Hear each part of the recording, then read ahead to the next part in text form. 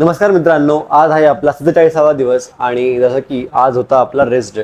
आज बऱ्याच दिवसानंतर एक रेस्ट डे फील केल्यानंतर बॉडीला फुल कम्फर्टेबल मला वाटतंय, कारण की आज किंवा ह्या पूर्ण वीकमध्ये जे वर्कआउट झालं ते खूप प्रॉपर वर्कआउट आपण फॉलो केले आणि खूप चांगले आउटपुट्स पण त्यातनं मिळाले. हा पूर्ण वीक जो होता तो खूप जास्त एक एन्जॉयबल असा आपण वीक मानू शकतो, कारण की या वीकमध्ये जवळपास 3 दिवशी व्हिडिओज प्रॉपरली शूट करण्यात आले आणि त्या तिन्ही पण दिवशी वर्कआउटचं जे ड्युरेशन होतं जवळपास पावणे दोन तास वर्कआउट चाललं आणि ते 2 तास पण खूप जास्त मजेशीर गेले, कारण की प्रत्येक एक्सरसाइज होती तर ती शूट होत होती. त्यामुळे एक वेगळा कॉन्फिडन्स आपण फील करतो आणि एक वेगळा फॉर्म आणि एका वेगळ्या आनंदाने आपण त्या एक्सरसाइज करत असतो. त्यामुळे हा एक फायदा सुद्धा आहे जेव्हा आपण प्रत्येक एक्सरसाइज शूट करत असतो.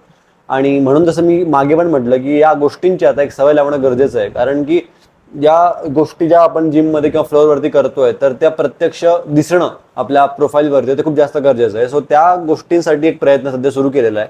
आज रेस्ट डे असल्यामुळे आज जो डाएट होता तर तो थोडाफार साधाच राहिला. आज कम्प्लीट डाएट फॉलो करता नाही आला खरं तर, कारण की आज जसं की होती एकादशी समथिंग लाईक दॅट, आणि त्यामुळे आज चिकन अंडे वगैरे गोष्टी घेता आल्या नाही. सो जो डाएट होता तर तो डिपेंडंट होतो मी कार्ब्ससाठी ऑब्व्हियसली ओट्सवरती, प्रोटीनसाठी सोयाबीनवरती आणि संध्याकाळी प्रोटीन इंटेकसाठी मी कन्झ्युम केलं धिरडे. सो एक प्रॉपर जो एक बेसिक जी नीड आहे तर ती कंप्लीट केली ऑब्व्हियसली, पण जो एक हाय प्रोटीन डाएट किंवा हाय कार्ब्स डाएट जो आहे तो थोडासा आज कमी झाला.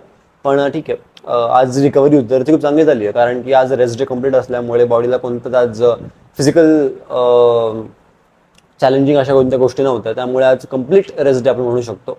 आज सीबीटीच्या कोर्समध्ये प्रॅक्टिकल एक्झाम होती आणि या एक्झाममध्ये आज प्रॅक्टिकल्स होते ऑब्व्हियसली. सो काल थेरी झाली, आज प्रॅक्टिकल्स होते आणि ते प्रॅक्टिकल मी खूप सहजरित्या कंप्लीट केले. त्यामुळे स्वतःचा मला खूप जास्त एक प्राईड फिलिंग आहे या गोष्टीची.